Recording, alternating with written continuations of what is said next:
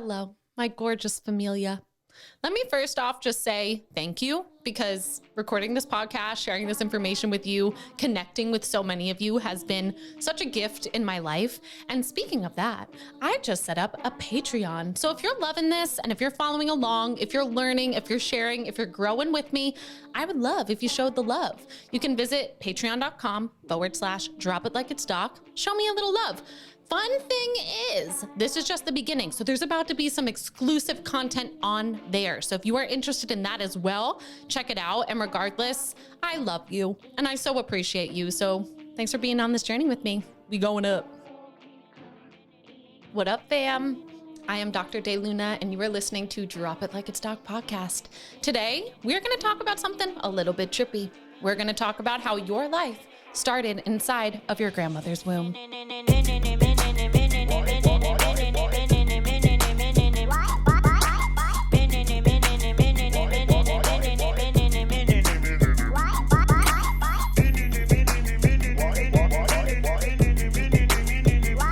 So friends, I'm not making it up. That your life literally started inside of your grandmother's womb. And yes, it might not make you feel really comfortable at the thought of your grandparents doing it, but they did. And if they didn't get down with one another, you would not be here today. So, as we talk about these layers of life, I want you to imagine your gorgeous grandmother, pregos, with your mommy inside of her tummy. Because let's be real, that's where you came from. You came from your mother. And in case you wanted to know, this is my grandmother. Her name is Jean. This is who I started inside of. A very fierce Scorpio Jewish woman from the city, New York City. There's only one city. When we say the city, it means New York City. So that's where I developed, which explains a lot about me, I think. And those of you that are astrologists listening to this, I wonder if you've come up with any data about the womb, the astrological womb that you developed in. But anyway, we'll save that for a further episode. So you are visualizing your precious grandma, pregos, with your mama inside of her belly. And fun fact, your mother, while she was inside of your grandmother, all of her eggs were already in there. They were just stuffed into those little ovaries. Your mom's ovaries, and your ovaries if you have them, they actually develop during the first trimester of pregnancy. So I think it's week 3. Those ovaries show up, which is pretty early inside of a pregnancy, honestly. A lot of people don't even know that they're pregnant at week 3. But during this time, ovaries are forming. And a couple weeks later, they fill with eggs. Eggs are only half of the equation, right? It's called a gamete.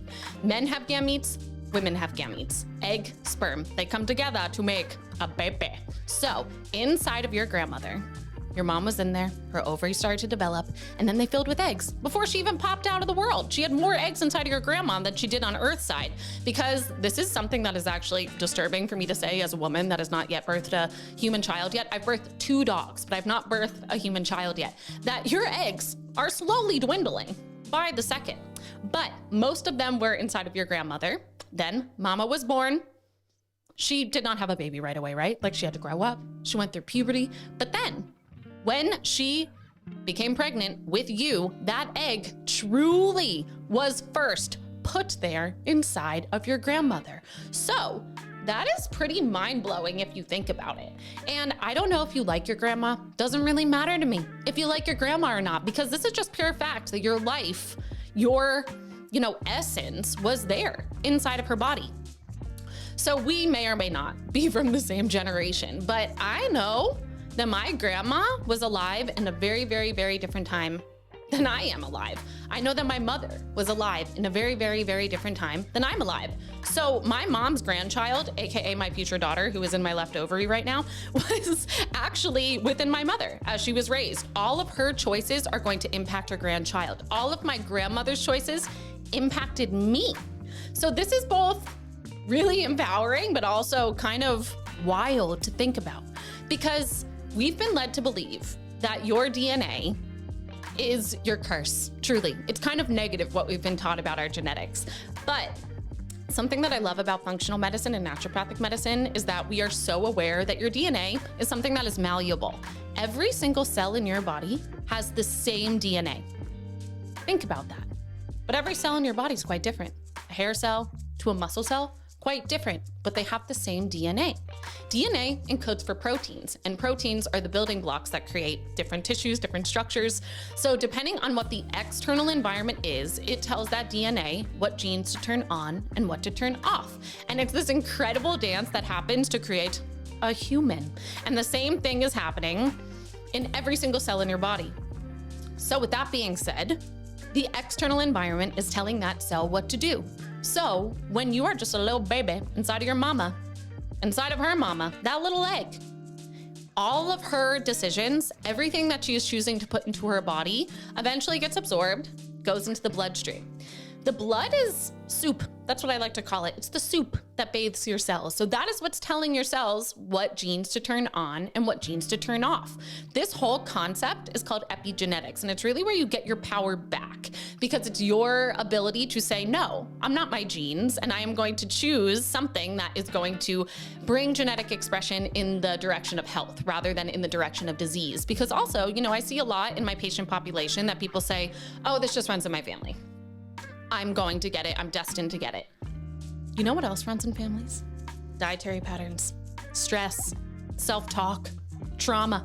All of that runs in families. So if that is something that has been passed down, the way that you show up to life has been passed down, that can turn the same genes on that were present in your mom and your grandma. But guess what?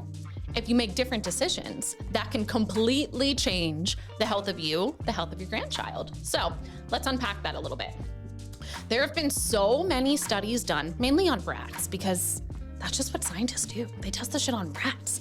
But there have been a lot of studies on rats that, depending on what the rat ate before it got pregnant, we'll call it a mouse. A mouse sounds cuter.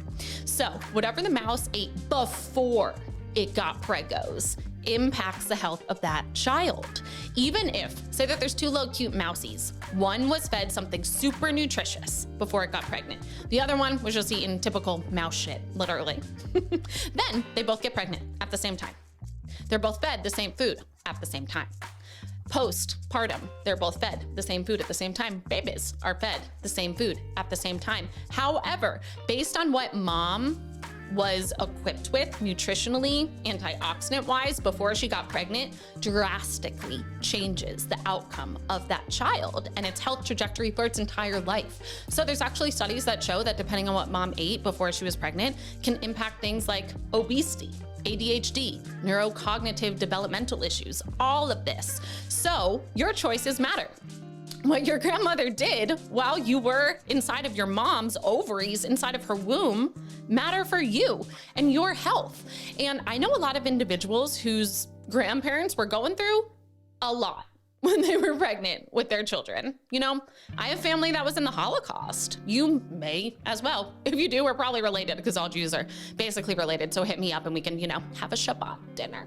But anyway, depending on the stress alone is such a potent trigger to your genetic foundation.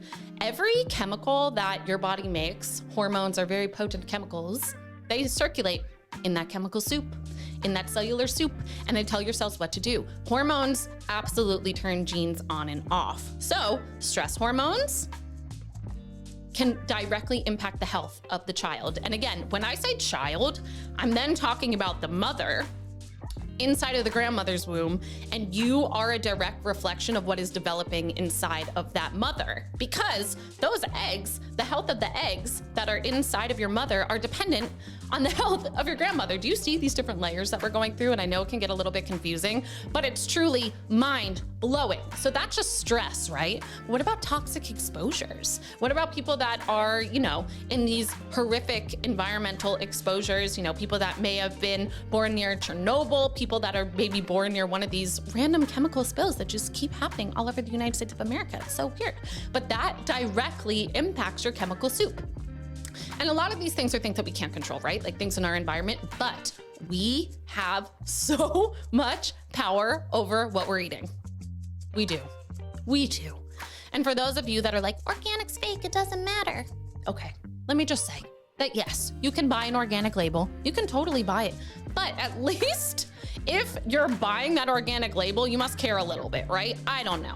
I'm a huge fan of knowing where your food comes from, having a connection to the farmer, knowing what's in the soil, because similar to the baby that we're talking about growing inside of your grandma, you are feeding your cells. So if that, let's say a tomato, if you're eating a tomato that grew in toxic soil, that was watered with dirty water, that had chemical fertilizer, pesticides, herbicides, that tomato is going to influence the genetic state of your body very different than a tomato that was not raised in that environment. It's truly the same thing that I'm talking about, whether we're talking about a baby or food, and you get to choose what you put inside of your body.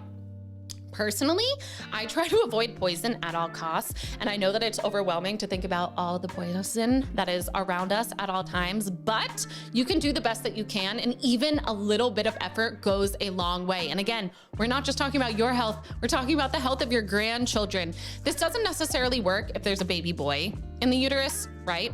Men are very interesting creatures. As you know, for those of you that listen to this podcast, I call them peniles because I'm not a penile. I'm not. And they just are very different. However, men, their fertility is maintained a little bit longer throughout life. However, their sperm, they're born with those gametes as well. Gametes are either the egg or the sperm. And for both men and women, it takes about 4 months for them to fully mature before the fertilization dance happens. So for a man, even though, he doesn't have a uterus that is going to be holding his grandson in there, he can still do a lot for his health that will then impact the health of that sperm that will then fertilize the egg that is you. Do you see what I'm saying? Because I don't know if you're following along to this extent, but an egg and a sperm come together to make a babala. So every one of you has an X chromosome. Whether you are a man, a woman, something in between, you have an X chromosome. That came from your mother's egg. And if you got another one from your dad, that's cool too. But really, in this egg formation is where we can have a lot of cellular strength and a lot of impact on our health. And it's kind of trippy to think about this. Ovaries are floating in your abdomen. Did you know that? They're floating in your abdomen. They released this egg, AKA you, before you got fertilized. You were released into your mom's abdomen. You were just floating around in there and then went into the fallopian tube. You want to hear that sound again? Into the fallopian tube. There's little fimbriae, little fingers at the end of your fallopian tubes, and they, third time's a charm, suck it into the fallopian tube. And that is where the sperm is going to meet it. And I'm just sharing this with you because it's pretty mind-blowing, everything that goes into procreating. And for the first time in history, people are having issues making babies. We used to not have these issues at all. And even our grandparents, they were raised with real food for the most part, unless you're like a 30-year-old grandparent. There's some of those out there. But like my grandma, well, she has passed on, which is why she's tattooed on my arm. She would be, 90 something this year. The food that they were raised with didn't have the chemical poison.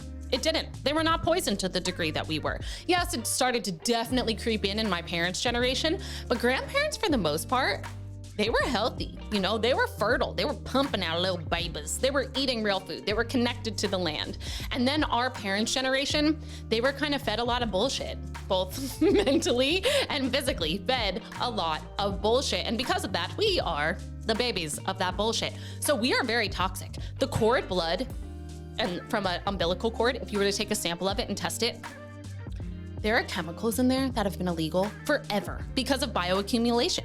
And they just built up in your mom. And the fun thing about whether you're building a human or growing a plant is that a lot of toxins concentrate into the offspring to try to pass it along. So with that being said, if you are super toxic, you're gonna give that to your kid.